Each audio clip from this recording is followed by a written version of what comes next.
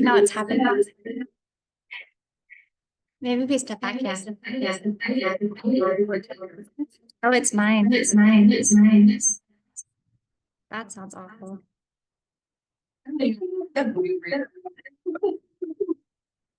I'll just turn it on.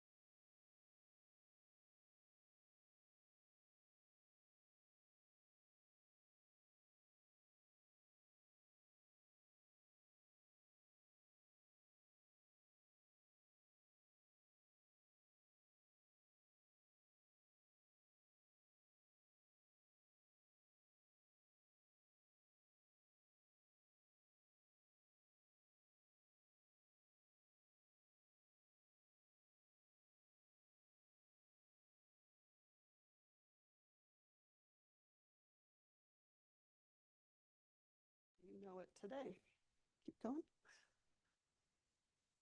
So a lot of community help to till the land, put in fencing. Keep going. Keep going. Yeah, it's a quick show. We got a lot of support from Goosefoot and the Goose Grocer. And then this is where the fundraising really started coming in. Keep going. These are the partners, more development as the buildings started to, and greenhouses started to go up. And what's the name of that building? No, that's not the solar barn. That's the harvest shed. Went up. And again, lots of community support putting this in. This was really no school district dollars were being used at this point. And then in the meantime, teachers are starting to bring the kids down just to see what was going on. And this was a solar barn that went in during COVID so that outdoor learning could be happening during I feel like we need a word like during the trials or, the dark times. Exactly. Yeah, so the kids were out there masked, but out in the open, and they're still using it to this day. And so as the teachers are bringing students down, really the idea of classes were starting to emerge and developing curriculum. Over time, the school district just adopted this as a program. And so started paying for the garden educator, for then the farm manager, and the AmeriCorps team that supports the learning that's going on there. This year we have 2 AmeriCorps members serving with the farm program, and they are out with students every day, multiple classes a day. They work with the students, and then they're also working the land. So here we see students in the garden, the curriculum. Well, Jay will get into the curriculum, but that is the farm as it is today. So it went from, you know, a couple terrace beds to, what do we have? Right. Yes. Yeah. Yeah. So this is just the South Campus garden. Okay. So then the high school garden went in 2017, I believe, is when ground was broken on that. And again, lots of community support for that program. You can go ahead. Keep going. Would-be Tell came and trenched for irrigation. High schoolers, as this emerged, keep going. And then the farm stand went in during COVID. That was something that Dr. Moshe was really keen on happening, and it took a number of years, but it is up and running and will be thriving, hopefully, as spring comes on. Keep going. And then culinary programs. And this is really where the WIN relationship has evolved over the years. So in the earlier days, I came on with WIN in 2016. And one of the issues that we were really looking at was the kids were really keen on eating everything they could off of the plants in the farm. I mean, really, they will just go nuts. When it came into the cafeteria as a prepared food, all of a sudden the interest died off significantly. So what we were looking at was really how do we create those connections for students to engage with the food that they're growing in this way that carries on to lunch, to home, to, you know, their future diets. So the culinary classes have been really key, important in making those connections. And Whidbey Island Nourishes has a nutrition education component that we were wanting to fulfill. And so this partnership of the culinary classes really met that initiative. So over the years, I'll go back really quick. So in the past, this is the WIN kitchen here. This is our founder, Mary Fisher. But we would have students come down to the WIN kitchen, which is on the South Campus, and prepare food. And then as time went on, we created culinary space that was more farm adjacent. So we were in one of the portables adjacent to the playground. And then now Jay has a culinary class down on the South Campus with his garden classroom. So primarily the culinary classes are focused around 5th grade, but they've been leading up to that. So they'll do some age appropriate cooking light or food assemblages as they are coming up to those grade levels. This is a ad for our AmeriCorps member team. So every spring we start recruiting for AmeriCorps members, and we're just getting ready to kick that off.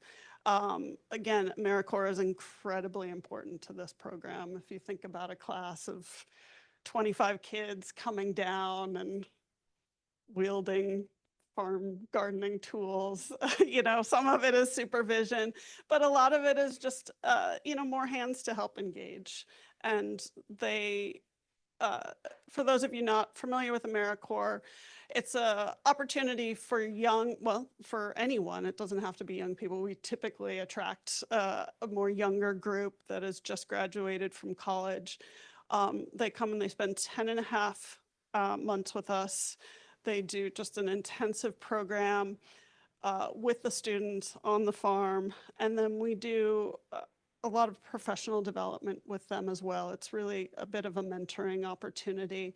And most of the people that are coming are really looking for that next step. They've got their college degree and they're looking for a practical opportunity to take what they've learned and apply it and kind of figure out what their next steps are. So some of them will go on to continue farming or continuing teaching, and then some of them go on to do something completely different. But it's just a really unique opportunity, and we are incredibly grateful. They're working 8-hour days, 40 hours a week, and the stipend that they get in return is pretty small.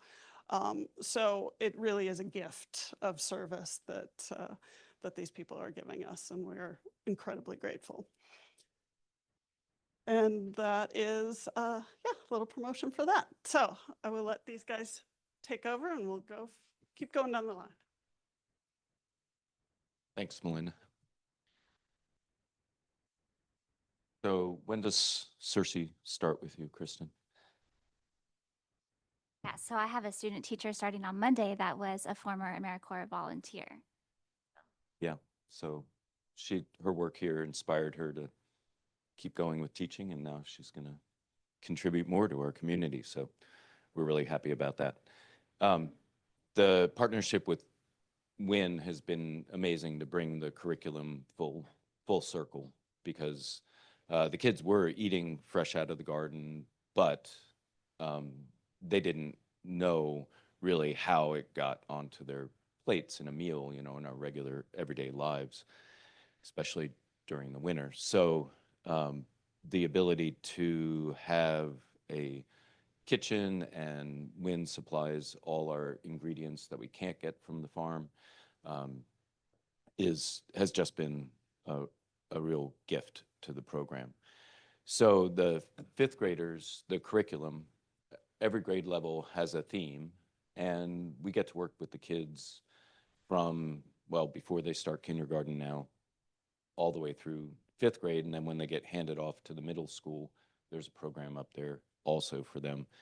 So that relationship with the kids is, it's amazing as a teacher that I every year after year, I get to watch them grow, see them at a new developmental stage, and then reintroduce the farm to them because they're seeing the world through new eyes every year. And the fifth grade curriculum is really centered around how do I make use of all this food and cooking and giving them some kitchen skills. And we're just starting some data collection this year on the impact that has in the home, and talking with parents and finding out, you know, is this really making it further than just them, you know, showing their knife skills and their food handling skills in the classroom. So that'll be fun to watch as that develops. And then fourth grade works with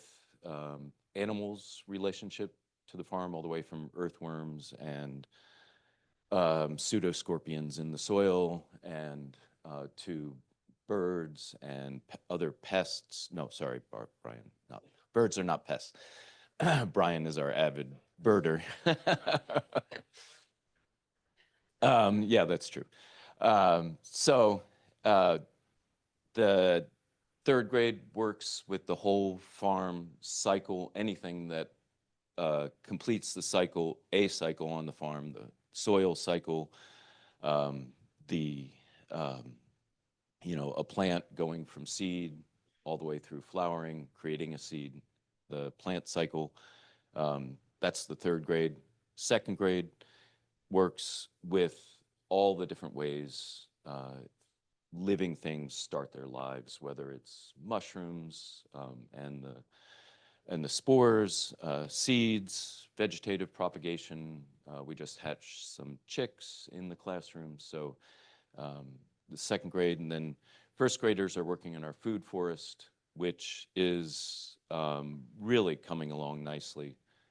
It's still not a forest, still only this tall, but it's, you know, Brian's planning it out for the future, and we'll have a lot of berries and nuts out there in a couple years. And then all the way down to kindergarten, and their theme is like farmers helpers. They're just great at carrying buckets across the farm and moving rocks and things like that. So it is just, to me, it's still, it's incredible what we're able to offer the kids in terms of hands-on experiences that they can engage with and have something to connect their thinking to in the classroom. Just, you know, you can put something up on a screen, but when you get your hands on a cob of corn and feel what it takes to get it off and see the shape of the, you know, the kernels and then pop the corn, and it, yeah, there's nothing to replace it, really. That's yeah, we're looking at the macroorganisms in the soil. Yeah. Yeah. And then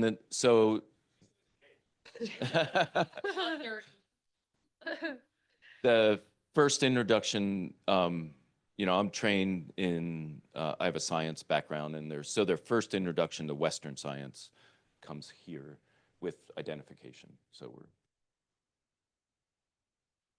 yeah, keep going. This is the culinary program, and we're just about to serve a snack meal. We call it Pass the Plate. It's an event where kids cook things, the fifth graders cook things from around the world, and then they serve the younger kids. So pre-K through fourth grade will be coming into their class, and the fifth graders will serve them food that they cook from around the world. And so that's coming up. You can keep going. It's more food prep. They sometimes like it, sometimes they don't. But it's amazing what, I mean, sometimes the classroom, I'll walk away and it just like, things are so energetic in there, and then we turn around and like they cooked a whole dish and they completed it, and you know, it's not hard to engage.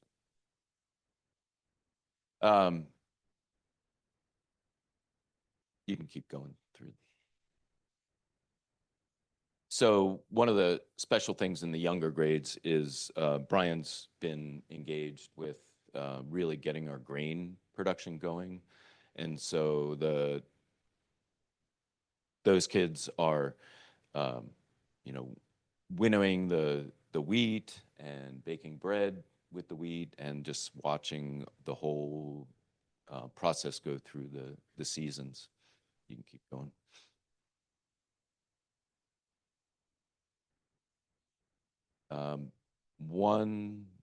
I just want to point out what Melinda already said is our AmeriCorps team. We just can't, there's no way I could do what we do without them. They contribute new lessons, new ideas, because they're all fresh out of college. It keeps the program interesting and alive to have them there. It's been a real gift.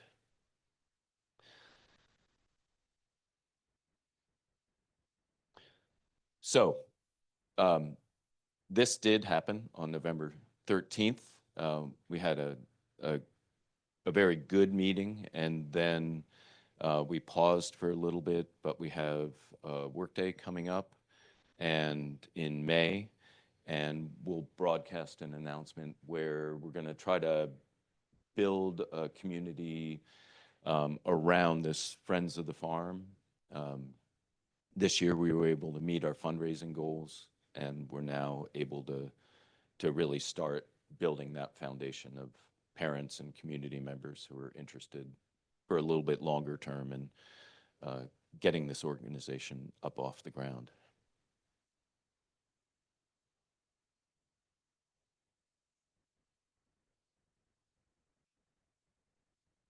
I don't have any slides, so I'm going to sit here. I'm going to keep this pretty short, and I'll let hit it. It says green. Yeah, good.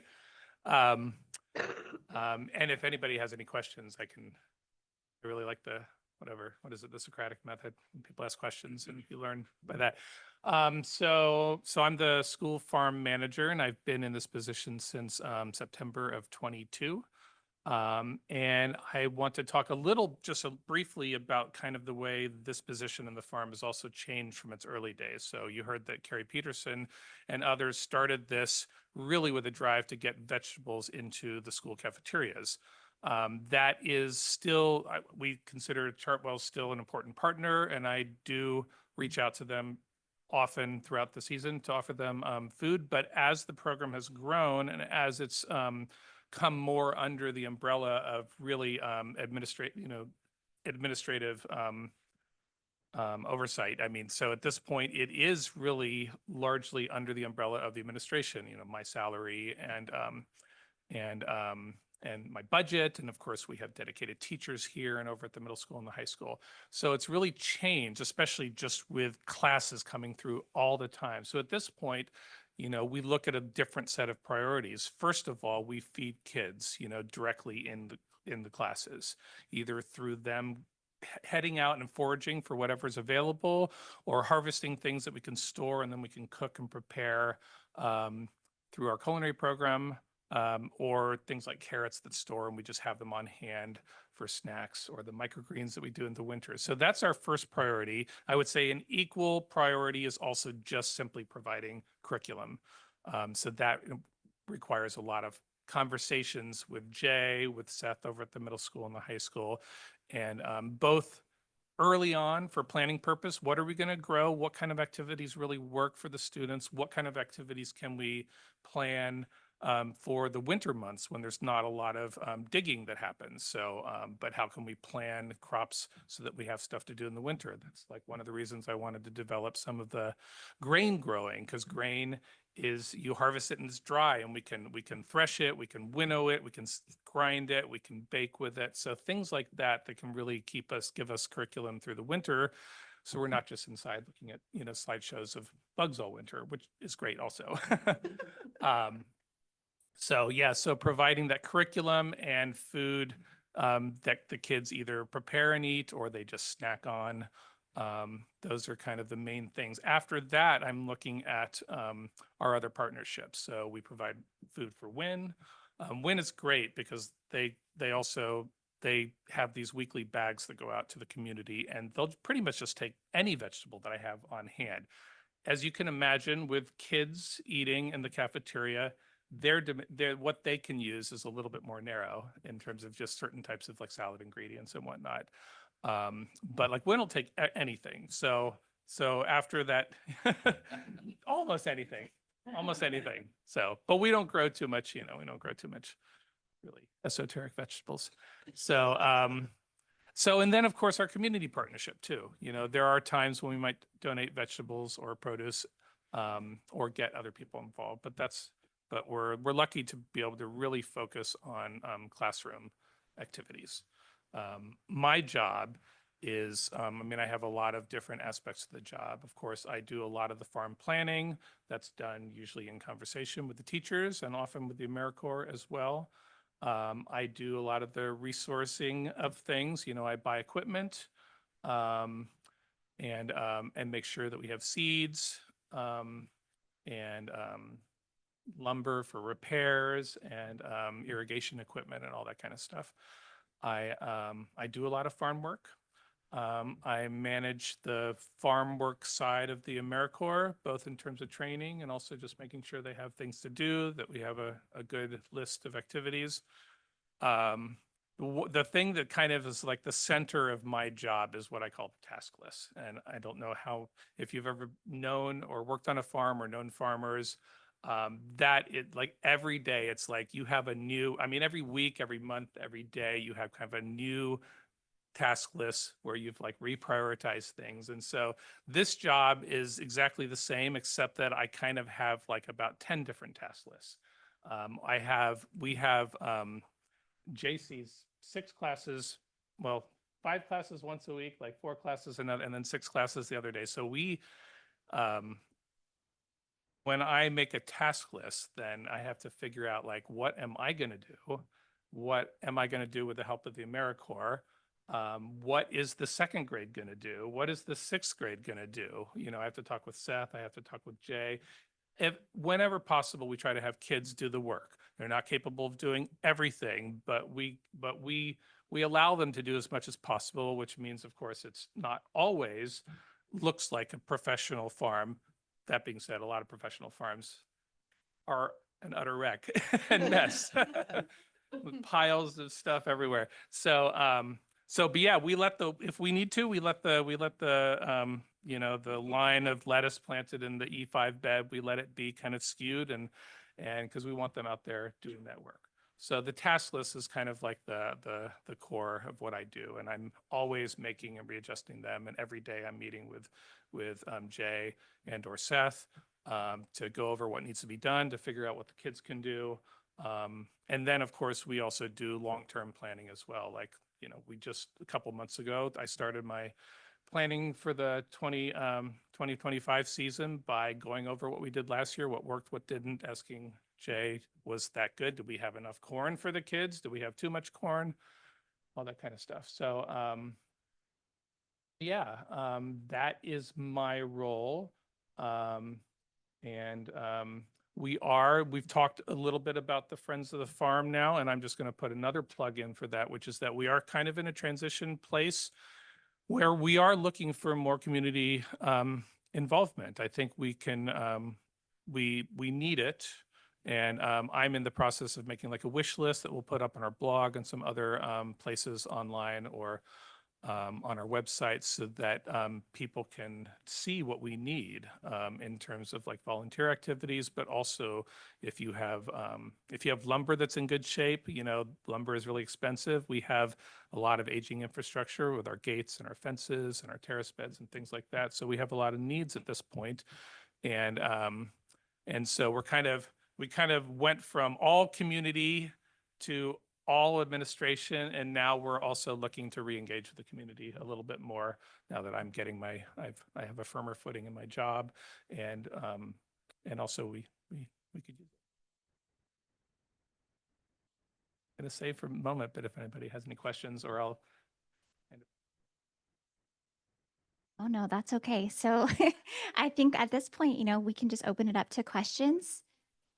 Yeah, and let me just remind, if you do have a question, please just pull that microphone close to you, turn it on, and speak into it so that those listening online can, or at a later date can listen as well. So I just want to talk just briefly a little more about Friends of the Farm. Whidbey Island Nurses is the fiscal sponsor of the school farm program. Just gives the opportunity to be able to fundraise. The major drive for fundraising was necessitated because with all budgeting cuts, unfortunately, the school district is no longer able to fund the AmeriCorps program. So this past year, we were able to raise enough funds to cover the one member. Basically, this past year, the school district said we'll cover one member. Funds need to be raised for the 2nd member. So we were able to do that. And then we have been able to fundraise for next year's AmeriCorps team. Whidbey Island Nurses will be paying for one of the AmeriCorps members. So we're hoping to have 3 members altogether. So there is a fundraising need that the school district had been able to cover in the past. And so without that, we'll be moving forward to fill that gap. And then as well as as Brian said, to re-engage just community involvement. So on Saturday, April 26th, we'll be having a work party day at the farm, and we'll just keep an eye out of the Navigator, and Peach Jar will be putting information out about that. But that'll be a fun kind of family day that we'll have lots of different projects set up. And we'll have a, potluck or some food to have fun at the end. There was one other thing I needed to include with that. It'll come back to me. But, it's really been incredible to see and feel the support that we've had over the last couple months to meet the need for the AmeriCorps team. And I'm excited to see kind of what the future of this program does, especially with that re-engagement of the community. I think it's a really exciting endeavor, and so I hope you guys will all join us, and we can get some questions. Right there, you just touched on what my question was. Is that I would assume that AmeriCorps funding is or state, no, regardless of where all of that comes from. It sounds like when the funding was cut, you were able to step in, and that's great. Does that feel sustainable for WIN to continue to do, or other source that we could be looking at for future to just to make sure that, obviously it sounds like AmeriCorps volunteers are incredibly important to this program. That's what I'm hearing. Yeah, and nobody wants that. And so that was encouraging to hear that you were able to do that. But I'm just wondering, does that feel sustainable and adequate enough for both of your programs? I think that's what we're looking at for the future. WIN is dedicated in that nutrition piece. And so that was kind of what we were looking at, was like, okay, well, we can fund one member that really helps drive that nutrition education initiative. Beyond that, I think the community involvement, it's one of those, like, we did it before, like we should be able to do it again. Not a lot has changed, and I think the climate is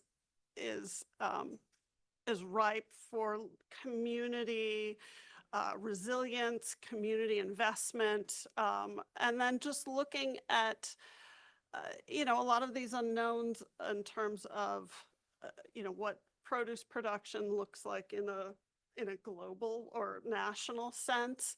So really giving the opportunity to grow as much as we can locally and have the kids understand, these global food supply chains. I mean, there's really the beauty of this program is there's so much that, like, what's being done is here, and like what could be done is expandable in so many different directions that it's really just staffing at some point. So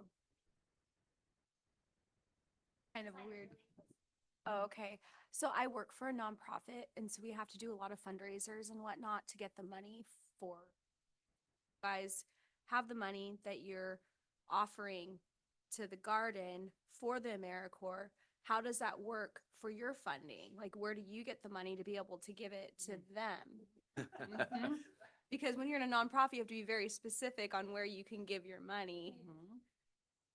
yeah, so the foundation that we fundraise on is Nourishing South Whidbey Youth. And so that encompasses direct food distribution and then the nutrition education, because really what we're trying to look at is how do we create healthy kids that grow into healthy adults. And so making healthy food available when a family is struggling will hopefully, the exposure, because our program, unlike a lot of backpack programs that are out there, weekend meal programs, we have this very strong emphasis on fresh food and as much unprocessed as we can possibly use. A lot of other programs rely on shelf-stable packaged items, and you know, the foundation of that is really to nourish. And I apologize because I'm wandering here. Let's bring it back to fundraising. So within that, what we're trying to do is when we'll continue to fund a piece of it, but the Friends of the Farm is where we really want to direct the larger chunk of the farm fundraising. So we have already a base of donors and community supporters who have been with the farm pretty much since the beginning. And we were able to appeal to those donors this past winter and had an incredibly generous donation made by a couple on the island who then we were able to use it as a match and expand it out from there. So we're looking at some creative fundraising within the community, and that's where most of that funding is going to come from. You know, as you've experienced, funding for staffing from grants is it's a much smaller chunk of grant funds out there than like project related. So we've done a couple grants that are more project related for, you know, little projects within the farm. So those will always be an opportunity, especially for the AmeriCorps members. We can try and encourage them to learn the whole grant writing process if they're interested. But WIN as well does most of its fundraising directly within the community. And I think given the nature of where we are on this island, small community, that's kind of always what we're going to have to rely on. So, you know, time will tell in the future. But again, it feels like especially the time is right for the local investment within the opportunities we have for kids in the community, fighting for a lot of donors. South Whidbey Schools Foundation for individual projects, and even that are a little bit more expensive, has been a great resource for us. Our culinary area, that equipment is not inexpensive, and we were able to get that money through the foundation.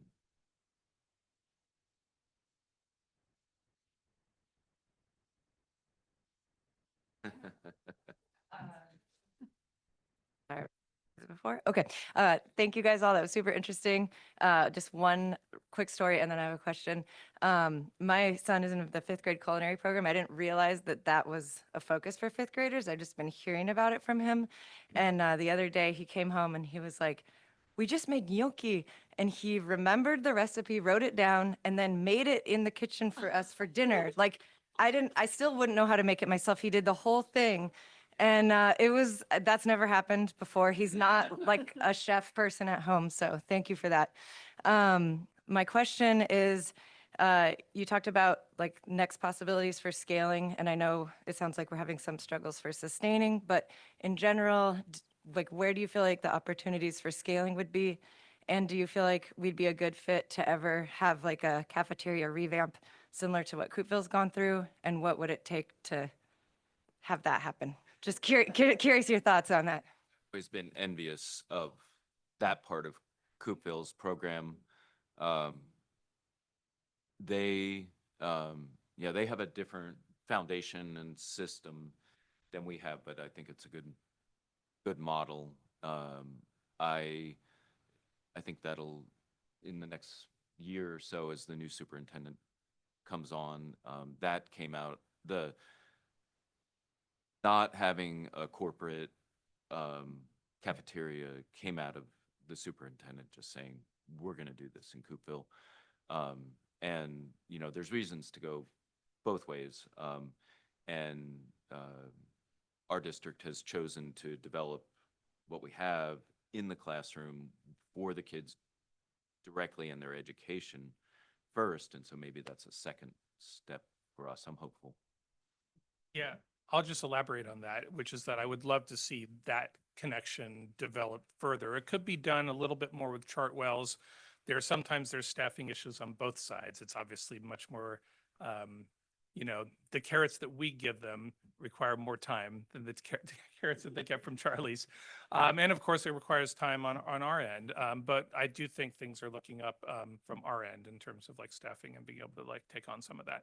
But I will say that we have an incredible program and it's very expansive, but like I struggle every year planning to find room for all the things that that we want to do.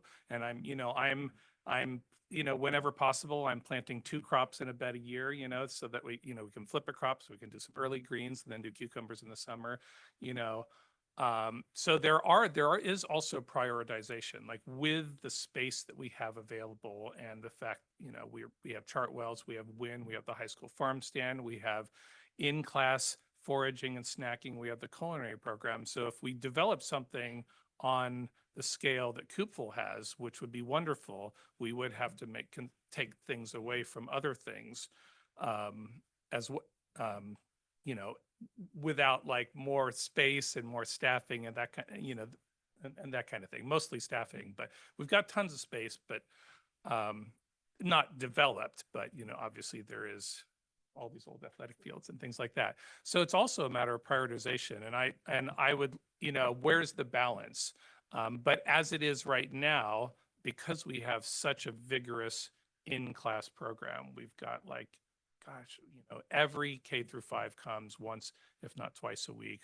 We've got electives at the 6th grade, every student goes through it at the 6th grade level once a year. 7th and 8th grade classes, ag class, most of the 6th, 7th, 8th through 12th grades do go through the program once or twice. And so right now the focus for me is providing for the classroom activities, both eating in class and for curriculum in class. And that's not really that I'm not trying to undervalue Chartwells, but it is, we don't have that connection, but we do actually make use of most of the food that we grow. Obviously there's always improvements, but that's the way it is. It would take choices and what do we want to prioritize? It'd be nice to have that option for sure in the long run as well. Just even apart from the farm program's connection with Chartwells or with the cafeteria, just to provide, really healthy food for our kids in the classrooms as well. I think part of the excitement too of the transition between Melinda and myself is that Melinda set up an incredibly great and operational efficiency as far as the program goes at WIN and what we're doing. And now we're sort of passing the baton, and my entire background is in nonprofit management with a specific focus in fundraising. And so I will be working with the board this entire year around what our fundraising goals are in our communications and marketing and our visibility in the community. And we've already kind of had, I started Monday, so we've already had conversations about what could be some really exciting things to start teeing up that make this spring and summer very, very exciting and a fundraising success. And this is important work to me as well, because not only did I grow up here and go to school in this exact building, I grew up with Jay's son. And so coming kind of back and having this role and now getting to be co-workers with my friend's dad, I really believe in these programs, and I really do want to see that success. And I'm really excited to get rooted in what that fundraising can look like for this year. And I just want to give an example of an idea, an out of the box idea that's connected to the farm, but doesn't necessarily, isn't rooted in the ground per se.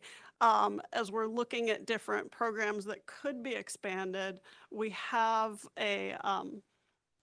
we do a high school summer internship program at the farm over there. And part of it was developed just to keep hands in the dirt over the summer and help Brian maintain the summer growth and have the farm stand up and operational. But I think ideas like having community members support additional learning opportunities within that. So you can bring in marketing, so you have students learning to, say, develop a website for the farm stand, social media, bookkeeping, any sort of, business, sort of the business end of it. So that's the sort of thing where you look at the existing program and how do we bring more kids in and make it appealing and sort of tie it all back in this sort of larger applicable sense to their futures. So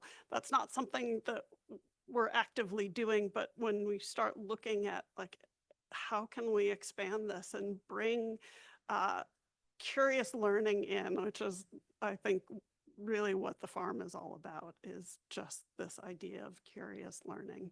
So we just want to keep that going. I do like the approach our district has taken with starting with the education first and building from there, because it really involves the kids. The Coopville, those farm teachers have to ask to get time with the kids. It's not built into the schedule. And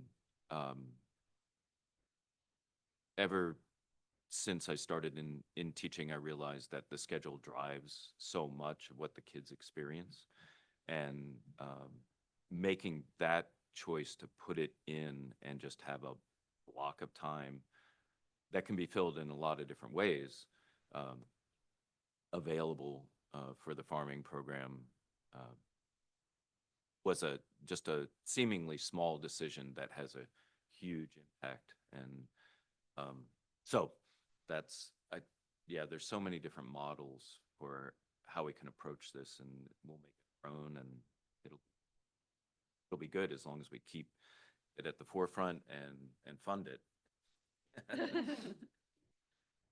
So, looking forward to what you're talking about as far as being ready to involve the community and back into a lot of this. I'm wondering, does that already, or could it include our community businesses? Like when you're talking about lumber, I don't know if we already are approaching places like Hanson's or Frontier, or if that's even appropriate as a school district. I'm not sure. There's a lot of nuance, I'm sure, there.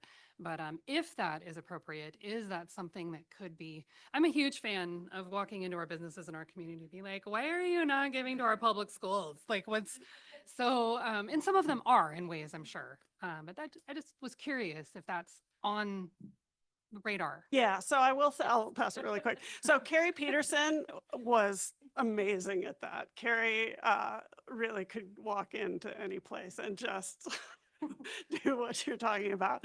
It's not like, will you? It's like, why are you not? The heartstrings, what Right. are you doing? So when the school district completely embraced the program and said, we'll fund it entirely, the need kind of dissipated, and the program said, okay. And so we didn't need it. And so now we're kind of backtracking and saying, oh, I guess we do need it. So yes, and yes to all of it. I'm just putting out there that, if that is a need, but then there's a staffing or time or personnel issue, if it works in for volunteer work to do those things, there are some of us that would love to.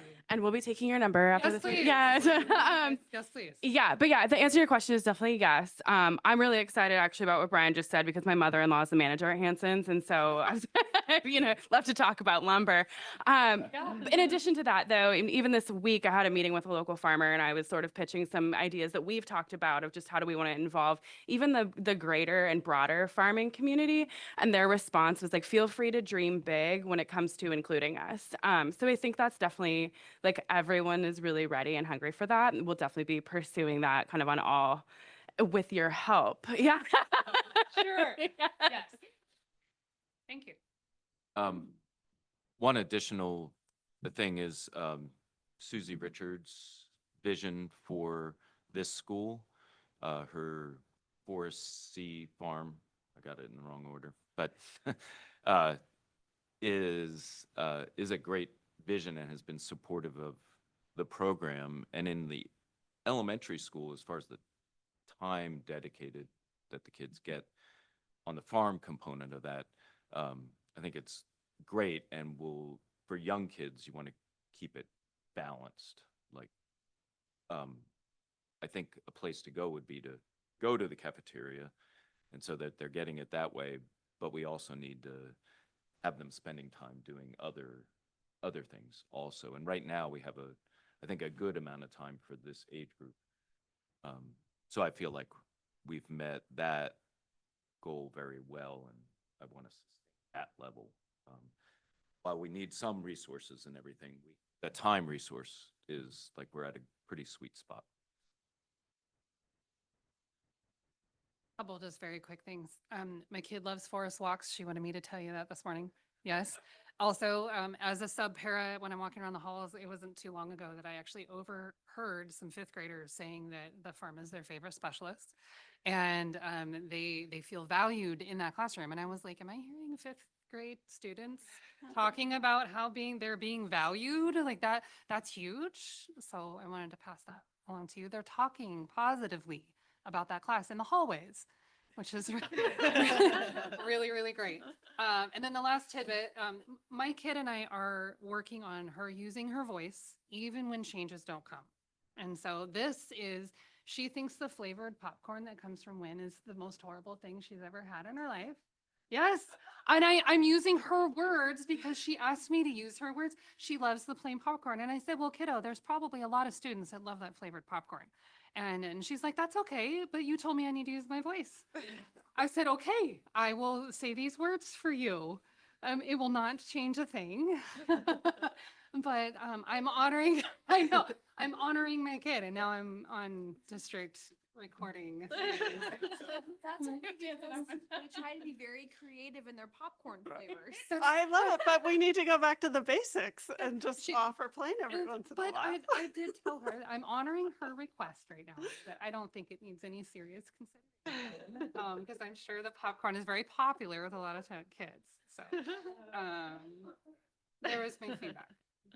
Yeah, thanks. They all think I know what flavor's coming. They ask me all the time, and I have no clue. Oh, that's funny.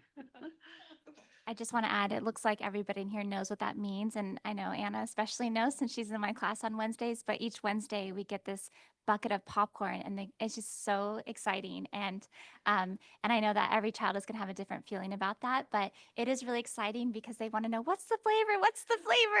And they're just so enthralled with it. And they get to try new things and things that they didn't think that they would enjoy. So as much as I'm hearing, yeah, like let's have, like maybe a not flavored popcorn, it's really nice to have this exposure to these different flavors like curry and even things that are spicy that children might be adverse to, like and they get a little chance to try it. And so I just want to say, from a teacher's perspective, it's amazing, and I sure appreciate it. And I know there's going to be some people that don't participate in enjoying that, but it's From a it's great. parent's perspective, I also find it amazing. Like, I continue to do these things, but my kid was very serious about me providing that feedback. Maybe- So I did it.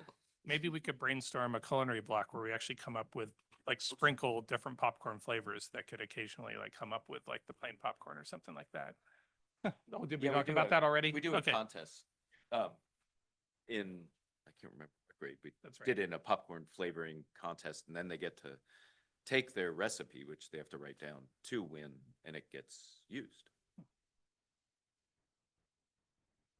That was another driving factor for the culinary classes, was that exposure to different flavors and bringing in, a more diverse kind of international palette, because some of these kids have had lots of exposure to different flavors and some of these kids have had no exposure. So having this really safe environment to get to taste and try something is really, I think, almost just as important as, like knife skills or learning other basic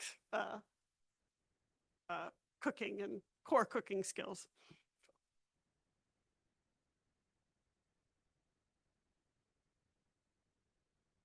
Excellent.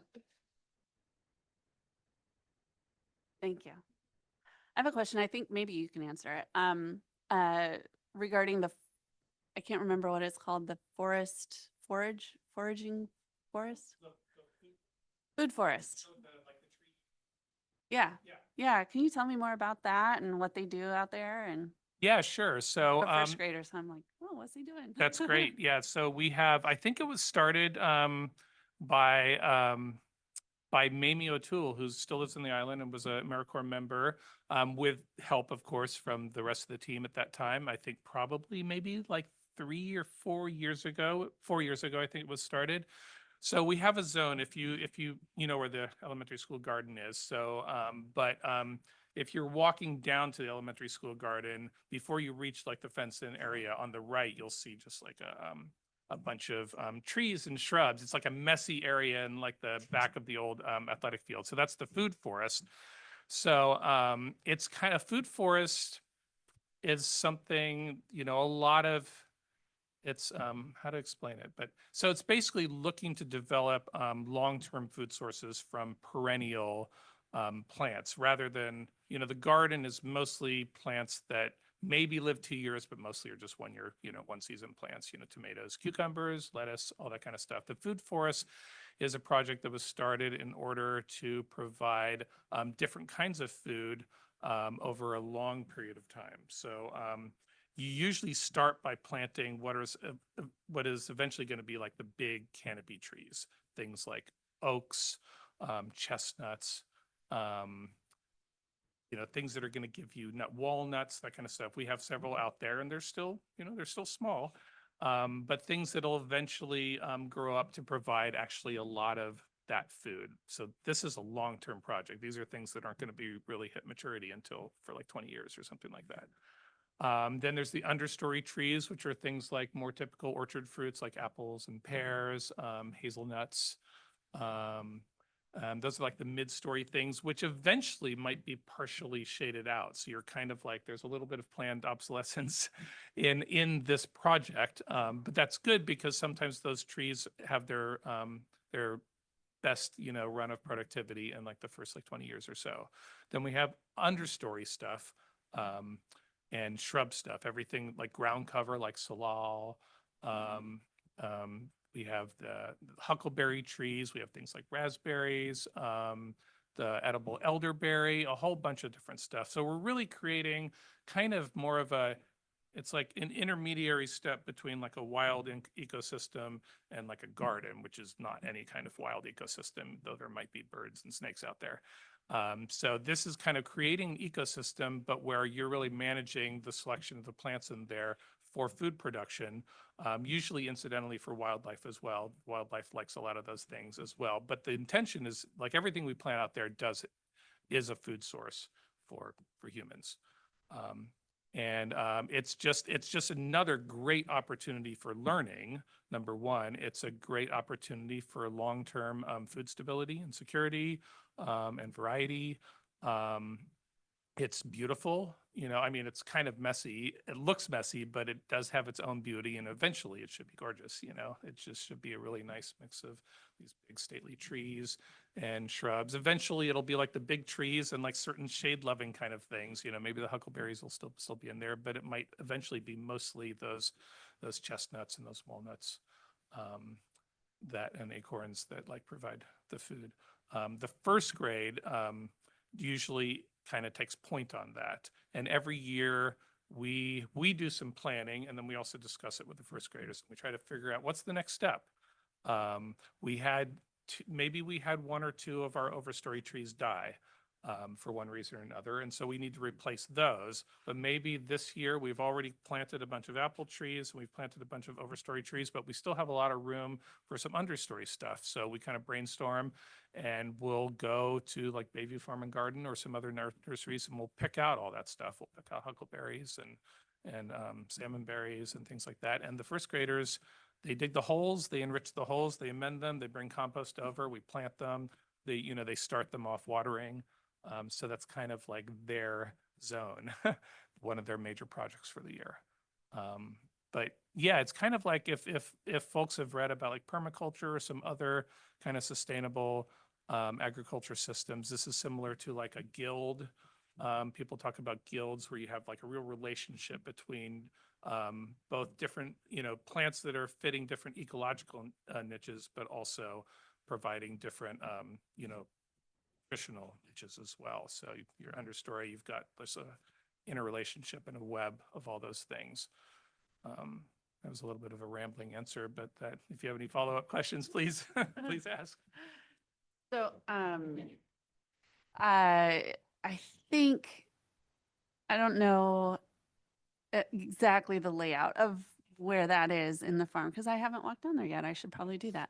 But just from an accessibility standpoint, because I have a kiddo with CP, and so like, how easy is it to, he can walk and everything, but like to maneuver around, like last year, I'll just preface it with last year, there were times walking back into the trails that like he would get behind the group and then his para would just like, they would do something else. So I just wondered like, how easy is it to be included in the food forest if he has some mild mobility challenges? So it's pretty easy to get to the food forest. It's that, I mean, it's an old athletic field and we kind of have a delineated area. So from our big gate over to like the bees, behind that against the forest is where the food forest. And up until there, it's a flat kind of packed old athletic field. So I don't know the details of the mobility issues here, but I think that's pretty good. That ground does sometimes get pretty marshy or boggy this year, but the kids are running over it all throughout the whole year. The food forest itself is a little bit more messy, and I'm listening and I'm just trying to think of things that we can do. Part of it, we kind of encourage some of the messiness because so when we prune like our fruit trees, when we pull out certain plants like tomatoes or brassicas that we don't like to compost with the rest of the compostable stuff because they carry diseases, we often will just throw that stuff in the food forest because it's just like it'll decompose over time and enrich the food forest that way. So it ends up being kind of like a dumping ground for like branches and piles of old tomatoes, and it's a little messy, but it does actually enrich. So it is a little bit of an obstacle, and like a little bit of, what's the word, an obstacle something or other, but at the same time, Jay, more than me, because he's out there with the classes, I'll often ask, can I dump this in there? And he'll say yes or no, because he's imagining pathways that the kids can take. We have most of the trees and the shrubs, most of them are protected so kids won't accidentally like run over them or whatnot. In the summer, I try to keep a few paths really clean, really clear so that I have like a moving overhead waterer that like travels through those areas, and I need it to be pretty obstacle free. So I think of it as being pretty accessible, but it is kind of like walking around, protected, like mesh protection and stakes, some piles of old plants, some piles of branches. I would love to just like, if you wanted to meet with me sometime, I'd love to just like wander it with you and we can talk about it. That would be the main thing. And that goes for anybody. I mean, I on my own, I stay pretty busy with my task list and everything like that, but I'd love to just be able to answer questions like in the garden for people. And we could either schedule like tours for multiple people, but pretty much anybody can also just reach out to me and I'll just be like, yeah, let's agree this time and let's take a look. Thank you. I appreciate that. It sounds, I was just curious. Yeah. And it sounds like, in particular for my kid, it would be like a accessible, maybe slightly challenging, but that's also good for him too. Right. So Yeah. but yeah, No, just I to would really learn to love- navigate and be involved in the Yeah. in I would love the opportunity to take at least a cue from you and just other community members to see how we can improve that. So Thank you. Appreciate it. And I just want to say we are at time, and I just want to be respectful of our community members' time, and Brian, of course, and all of you. It does sound like there's already some follow-up that will be happening, and Brian is open to more input and communication with you, and when we appreciate you so much. And I just want to say thank you all for being here today and for everything that you do for our school community. So thank you so much. thanks, everybody.